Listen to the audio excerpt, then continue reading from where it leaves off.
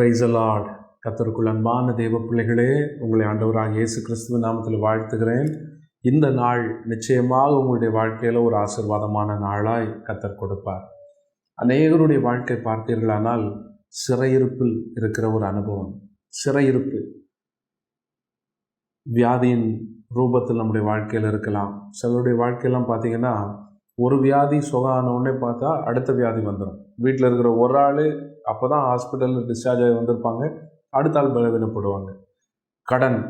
ஒரு கடனை அடைச்சி கொஞ்சம் நிம்மதியாக இருக்கலாம் அப்படின்னு பார்க்கும்போது அடுத்த ஒரு தேவை வந்துடும். அந்த கடனுங்கிற சிறையிருப்பை விட்டு வெளியே வரவே முடியாது.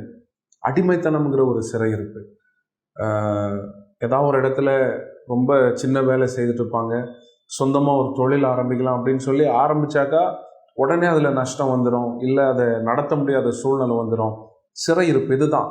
ஒரு எல்லையை விட்டு நம்ம வெளியே வர முடியாத மாதிரி சூழ்நிலைகள் திரும்ப திரும்ப திரும்ப நம்ம அழுத்திட்டே இருக்கும் பாருங்க, அதுதான் சிறையிருப்பு.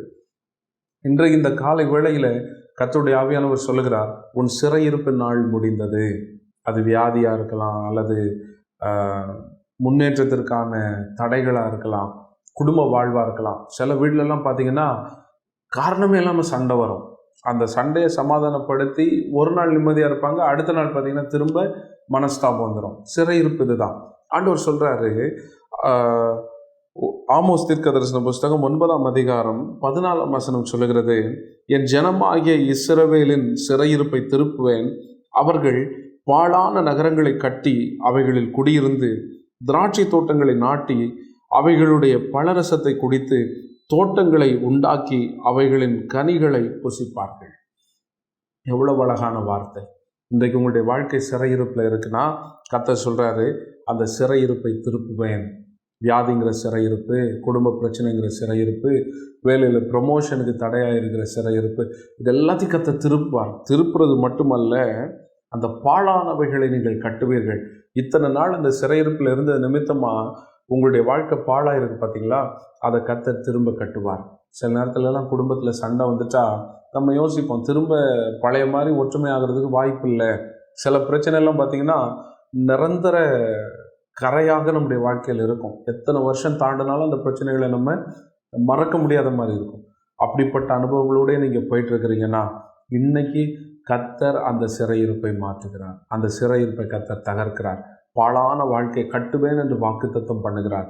சோர்ந்து போகாதீங்க, ஜெபம் பண்ணுங்க. ஆண்டவரே, இந்த வாக்குத்தத்தத்தின்படி என் வாழ்க்கையை கட்டி எழுப்புன்னு சொல்லி கர்த்தர் நிச்சயமாக உங்களை ஆசீர்வதிப்பார்.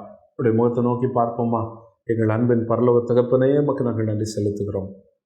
இந்த காலை வேளையில் உடைய பிள்ளைகளை பெயர்பட்ட சிறையிருப்புகள் இருந்தாலும் நீர் சொன்னீர், சிறையிருப்பை திருப்புவேன் என்று.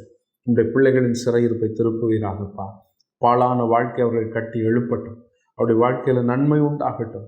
அவருடைய வாழ்க்கையில் ஆசீர்வாதம் உண்டாகட்டும். அவர்கள் நல்ல திராட்சை தோட்டங்களை நாட்டி அவைகளின் கனிகளை புசிப்பார்கள் என்று எழுதப்பட்ட வார்த்தையின்படி கையின் செய்கிற பிரயாசத்தினால், கையின் வேலையினால் உண்டாகிற ஆசீர்வாதத்தை அவர்கள் பார்க்க கர்த்தர் நீர் உதவி செய்வீராக. இந்த ஜெபத்தை கேட்டு கர்த்தர் பதில் தார். இயேசுவின் நாமத்தில் பிதாவே, ஆமென்.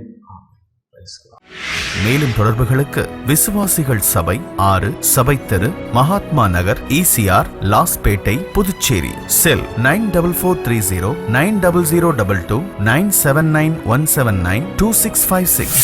அனைவரையும் அன்புடன் அழைக்கிறோம்.